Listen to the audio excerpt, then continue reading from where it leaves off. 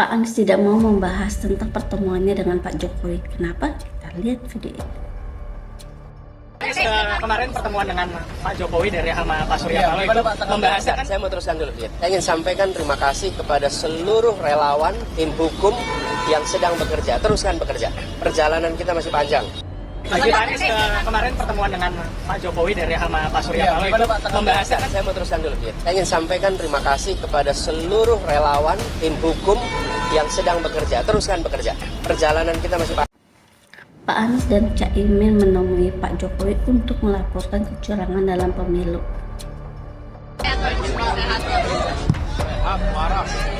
Ini ada ini ya, guys, speakernya. Speakernya ke dalam dia. Dengar ya, sampai sana dengar ya.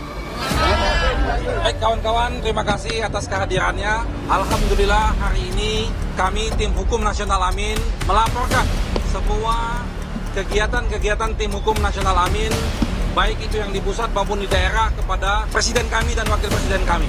Karena kami menemukan banyak sekali fakta-fakta kecurangan, telah kami verifikasi. Dan laporan ini sudah kami follow upin, laporan-laporan ini sudah masuk ke Bawaslu dan siap akan berlanjut sampai titik darah penghabisan. Kami akan melaporkan ini sesuai dengan prosedur hukum yang ada. Kalau kata PDI, jangan saling menjatuhkan sesama calon presiden lain, apalagi programnya belum jalan. Seorang presiden justru tampil, justru orang-orang udah lebih tahu dulu bagaimana mutunya. Bukan tiba-tiba ngaku saya ini gini, nanti gini, program nggak dibilang, malah nyerang presiden lain, programnya nggak jelas. Bapak Jokowi membongkar liciknya money laundry yang terjadi di kasus korupsi timah. Pola baru berbasis teknologi dalam TPPU perlu terus kita waspadai, seperti cryptocurrency, aset virtual, NFT, kemudian aktivitas lokal pasar, electronic money, AI yang digunakan untuk otomasi transaksi dan lain-lain. Karena teknologi sekarang ini cepat sekali berubah.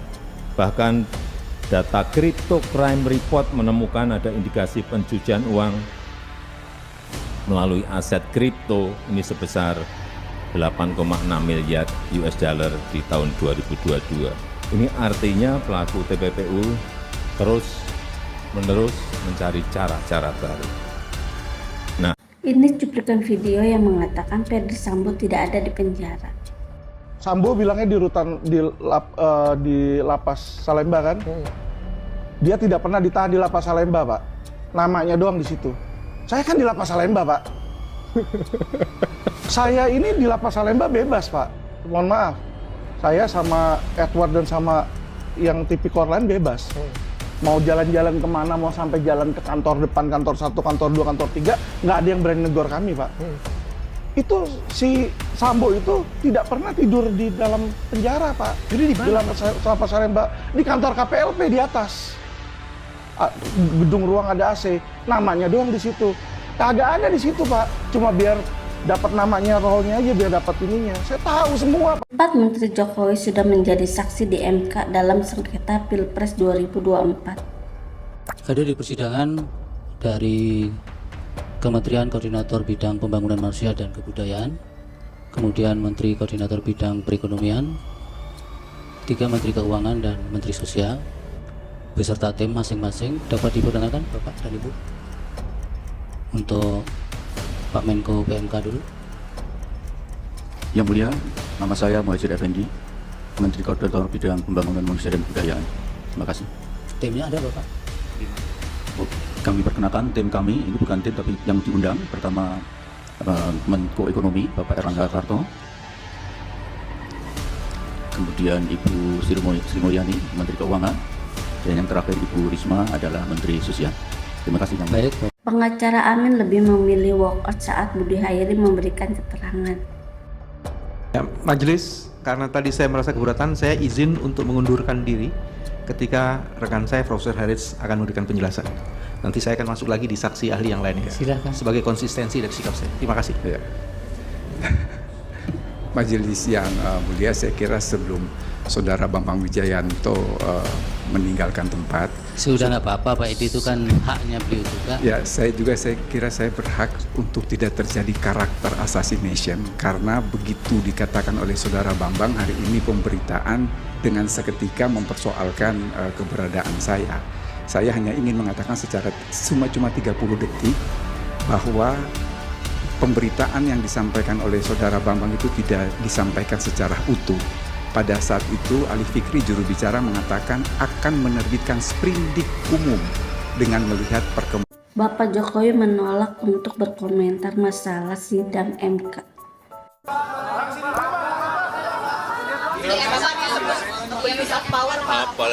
Untuk apa?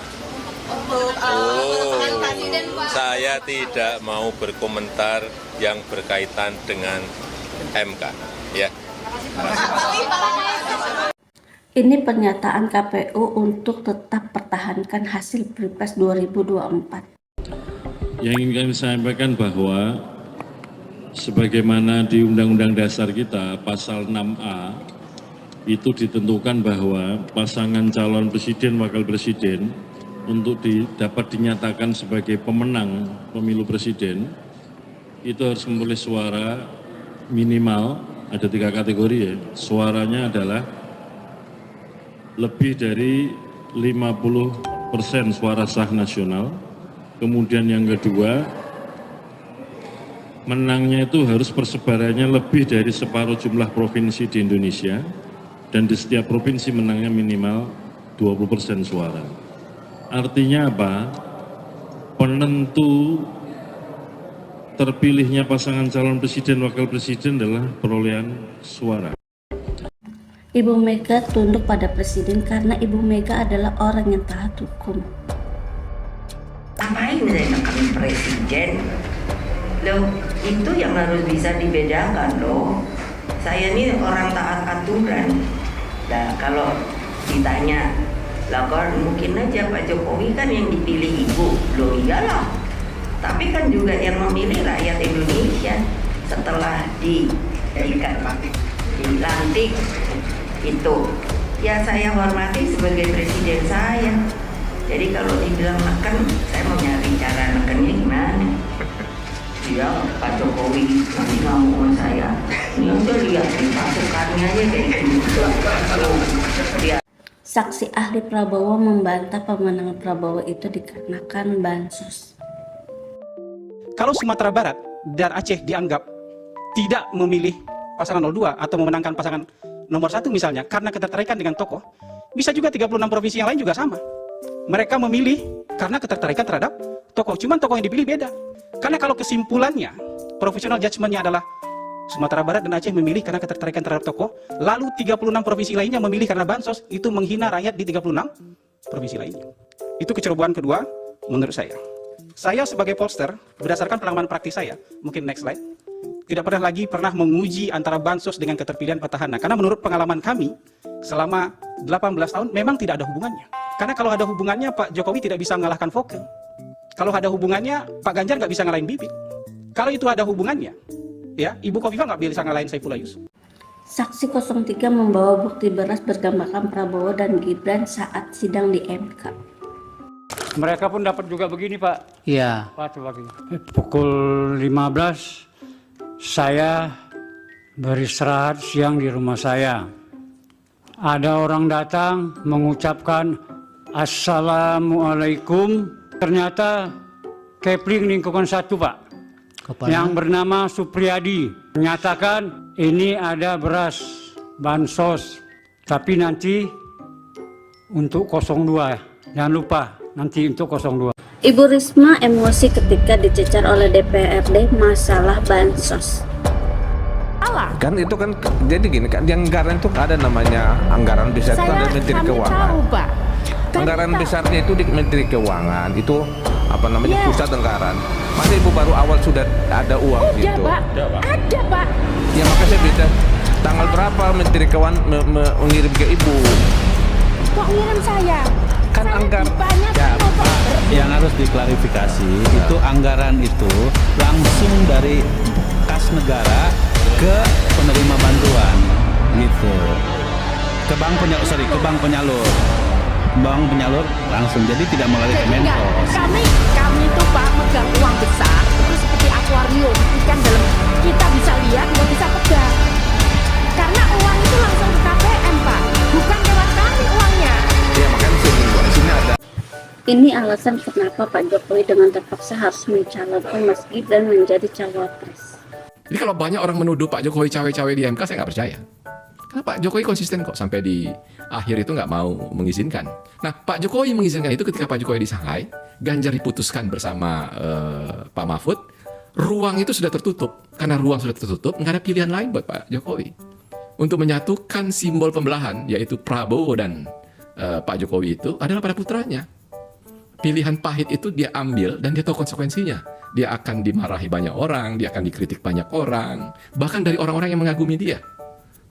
Kalau lihat dan mengenal Pak Jokowi yang saya tahu selama ini, dia terpaksa melakukan itu karena demi tujuan yang lebih besar aja, bukan karena dia haus kekuasaan, bukan karena dia pragmatis untuk menyambung kekuasaan melalui anak.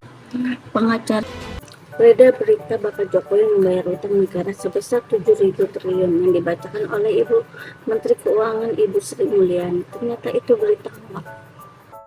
Tahun yang lalu Bapak Jokowi juga sudah melunasi hutang warisan sebanyak 7.000 triliun. Bapak heran kan dari mana uang 7.000 triliun itu? Kok Pak Jokowi bisa membayar? Karena Bapak Jokowi selama ini melakukan penghematan pengeluaran APBN. Dengan cara apa? Dengan cara tidak menggunakan APBN untuk pembangunan negara. Bapak Jokowi mensiasati pembangunan negara dari para investor, baik dalam maupun luar negeri.